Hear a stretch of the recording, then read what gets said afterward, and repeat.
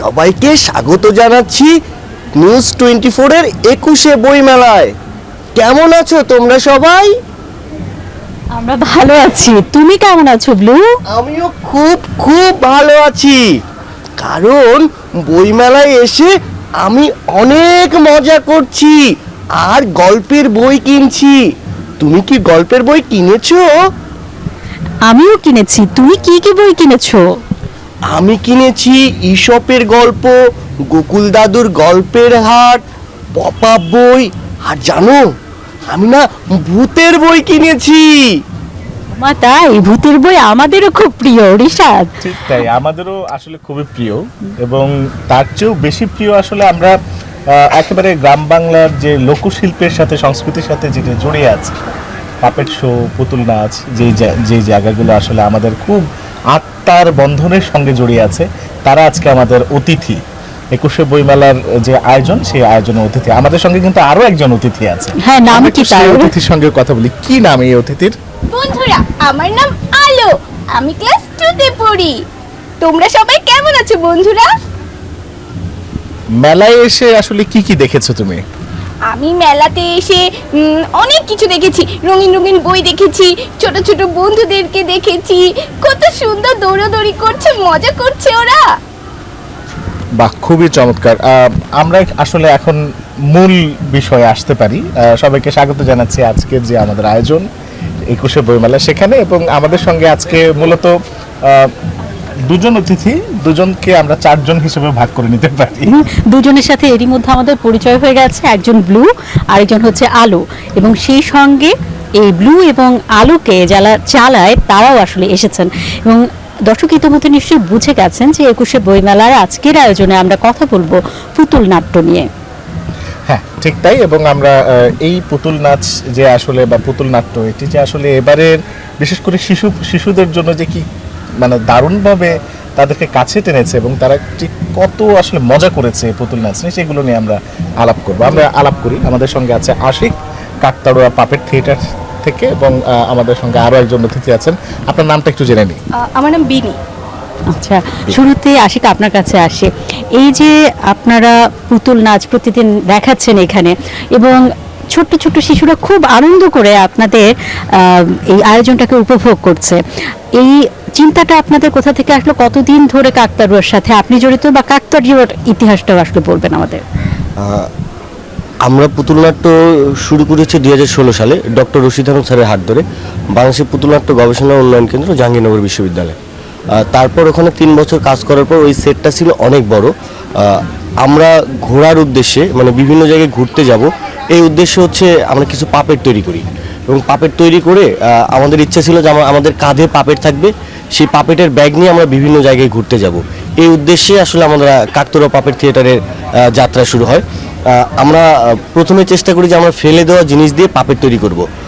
আমরা প্রথম যখন 3 জন, আমি সহ আমার আরও 2 জন জুনিয়র নিয়ে আমরা যখন বলি যে আমরা এরকম একটা পাপেট বানাবো, ওরা বলে ভাই এখন থেকেই শুরু করে দিই। আমরা ভার্সিটির বাসে যাচ্ছিলাম, আমরা কাটাবন থেকে অনেকগুলো ককশিট পড়েছিল, সেই ককশিটগুলো নিয়ে হলের রুমে গিয়ে বসে আমরা পাপেট বানাই। তারপর হচ্ছে পাপেট আমাদের তৈরি হয়ে যায়। আমি হচ্ছে স্ট্রিট শো দেখতাম অনেক, বিশ্বের অন্যান্য দেশে পাপেট নিয়ে অনেক স্ট্রিট শো হয়। তখন হচ্ছে আমাদের জাহাঙ্গীরনগর বিশ্ববিদ্যালয়ের সামনে হচ্ছে ফুট ওভার ব্রিজ হয়। আমরা কিন্তু তখন বিশ্ববিদ্যালয়ের সবাই শিক্ষিত, মানে বাংলাদেশের সর্বোচ্চ বিদ্যাপীঠ যদি বলা হয়, আমরা কিন্তু সবাই রাস্তার মাঝখান দিয়ে পার হচ্ছে, কেউ ফুট ওভার ব্রিজ ব্যবহার করছে না। তখন আমি প্রথম হচ্ছে পাপেটকে ওখানে ব্যবহার করি, যে পাপেট সংসে যে রাস্তার মাঝখানে থাকে, যারা রাস্তার মাঝখান দিয়ে পার হতে যায় আমরা তাদেরকে বাঁশি ফু দেই এবং বিভিন্ন অঙ্গভঙ্গি করি।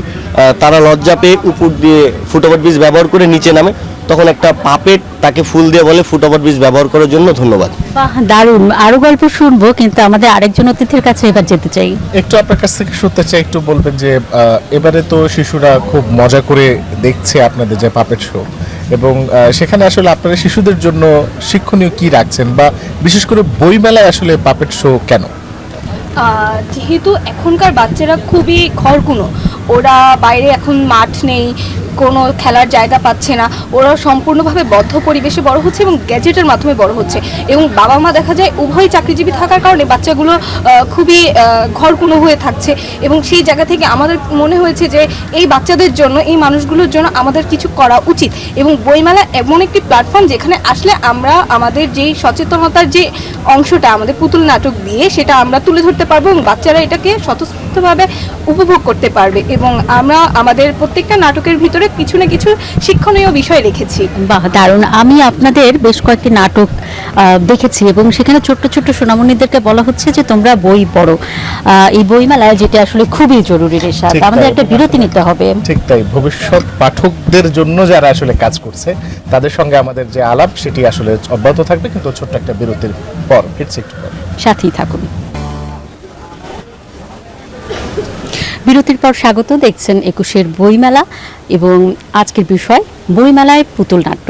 ভারতীয় উপমহাদেশে বিপিন পাল প্রথম এই বইমেলায় তো নয়, মানে পুরো বাংলাদেশে পুতুল নাচের যে প্রচলন সেটি করে তিস্তা নদীর কুল ঘেঁষে ব্রাহ্মণবাড়িয়ায়। আমরা কি একটু পুতুল নাচের ইতিহাস ঐতিহ্য সম্পর্কে জানবো রিশাদ? আমরা একটু মানে একেবারে আমাদের যে ট্রেডিশনাল পাপেট আছে সেগুলো নিয়ে একটু জানি আশিকের কাছ থেকে। পুতুল নাচ কিংবা পুতুল নাট্য বাংলাদেশের হাজার বছরের ঐতিহ্য। মানে বংশ পরম্পরায় বাবার কাছ থেকে দাদার কাছ থেকে এই শিল্পটি আমাদের কাছে চলে এসেছে। ভারতীয় উপমহাদেশের আদিভূমি বলা হয় যে পুতুল নাট্য। এই সুতা পুতুল, যে এখানে যে সুতা পুতুল দেখছেন, মানে কথায় বলে যেমনি নাচাই তেমনি নাচি, পুতুলের কি দোষ, এই সুতাই কিন্তু পুতুলটা নাচে। এই পুতুলের গল্প বলার প্রবণতাটা কিন্তু প্রাচীনকাল থেকেই ছিল। যেমন ধরা হয় রামায়ণ মহাভারতের যে গল্পগুলো, শ্রীকৃষ্ণ কীর্তনের যে গল্পগুলো, এগুলো পুতুল নাচের মাধ্যমে বাচ্চাদেরকে ধর্মীয় শিক্ষা দেওয়া হতো। আমরা যারা পড়াশোনা করে পুতুল নাট্য নিয়ে কাজ করছি, আমরা এই গল্পগুলোকে আমাদের উপযোগী করে শিশুদের কাছে যখন উপস্থাপন করছি, শিশুরা খুব সহজেই এই পুতুলকে গ্রহণ করছে। এবং আমরা চাই যে শিক্ষার মাধ্যম হোক আনন্দদায়ক, আনন্দে আনন্দে যে শিক্ষাটা গ্রহণ করবে সেই শিক্ষাই হবে তার প্রকৃত শিক্ষা। আমরা চেষ্টা করছি যে আমাদের এই সুতা পুতুলগুলো নিয়ে আমাদের দেশীয় ঐতিহ্যকে আমরা যেভাবে সংরক্ষণ করব, তেমনি আমাদের সন্তানরাও সেভাবেই উপকৃত হবে। মানে বাঙালির সংস্কৃতি যদি আমরা ধরতে যাই, পুতুল নাচ তার অবিচ্ছেদ্য অংশ, এটি লোকনাট্যের অংশ। আমরা চাই যে এই শিল্পটা হাজার বছর ধরে আমাদের দেশে টিকিয়ে যাক। বংশ পরম্পরার যে শিল্পটি, এই শিল্পটি টিকিয়ে যাক আমাদের মাঝে। আচ্ছা, অনেক ধন্যবাদ আপনাকে। আবার আপনার কাছে জানতে চাই, এই পুতুল নাচের প্রতি আগ্রহটা আপনার কোথা থেকে এলো? আমরা তো সবাই ছোটবেলায় কম বেশি সিসিমপুর দেখে বড় হয়েছি। তো আমি যখন ছোট ছিলাম আমিও সিসিমপুর দেখতাম। তখন ইকরি যে ক্যারেক্টারটা ছিল এটা আমার সবচেয়ে পছন্দের ছিল। তো আমি সবসময় সবাই আমাকে যখন জিজ্ঞেস করতো যে তুমি বড় হয়ে আসলে কি হতে চাও, আমি বলতাম যে আমি ইকরি হব বড় হয়ে। তো যখন আমার জাহাঙ্গীরনগর বিশ্ববিদ্যালয়ের নাটক ও নাট্যতত্ত্ব বিভাগে পড়ার একটা সুযোগ এসেছে, তখন আমি দেখলাম যে আমাদের হারুন স্যার, ডক্টর রশিদ হারুন, ওনার আমাদের ডিপার্টমেন্টের নিচতলায় একটা বিশাল পুতুলের ঘর আছে। আমার জানার খুবই আগ্রহ হলো যে এখানে কি আছে আসলে। এরপর স্যারের সাথে আমার কথাবার্তা বলা এবং স্যারের সাথে কাজ করা শুরু করা, খাট্টা মিঠা থেকে শুরু করা, তারপরে কাকতাড়ুয়াতে যুক্ত হওয়া এবং এখন পর্যন্ত আলো নিয়ে কাজ করছি, আলোর সাথে আছি, থাকবো আশা করছি। আলোর সাথে কি ইকরির কিছু মিল আছে নাকি? আলোর সাথে ইকরির মিল আছে, কারণ সকল বাচ্চাই আসলে একই রকম। আলো একটা শিশু, ইকরির মতোই, দুজনের একই রকম স্বভাব, একই রকম চরিত্র, কিন্তু তারা দুজন ভিন্ন চরিত্র। খুবই চমৎকার। আমি একটু আশিকের কাছ থেকে একেবারে, আমরা যেহেতু একেবারে প্রায় শেষ দিকে আছি, আশিক একটু মানে আমরা একেবারেই শেষ করব, আমরা এখন বিদায় নেব। বিদায় নেওয়ার ব্যাপার যারা আছে তাদের সাথে আমরা একটু পরিচিত হতে চাই। আশিকের কোলে নতুন যিনি যুক্ত হয়েছেন তার নাম কি? ওর নাম হচ্ছে অপু। আমাদের দুটি চরিত্র হচ্ছে অপু এবং দীপু, ছেলে চরিত্র, মেয়ে চরিত্র হচ্ছে। হ্যাঁ। যে আমরা একেবারে শেষ মুহূর্তে আছে, আমরা আসলে পরিচর্যা বেটার যে আসলে ওরাই আসলে শেষ করে দিতে আছে। একদম, যে নতুন বন্ধুরা এসেছে আজ আমাদের সাথে, তারাই আসলে আজকে বিদায় নেবে। নিউ বলো, বইমেলায় নতুন কি বই কিনেছো? আমি না একটা মৎস্যকন্যার বই কিনেছি। বাহ, খুব সুন্দর। বইটি কি আমাকে একটু দেবে? দেবো, কিন্তু আগে আমি পড়া শেষ করি, তারপর তোমাকে দেবো। আচ্ছা,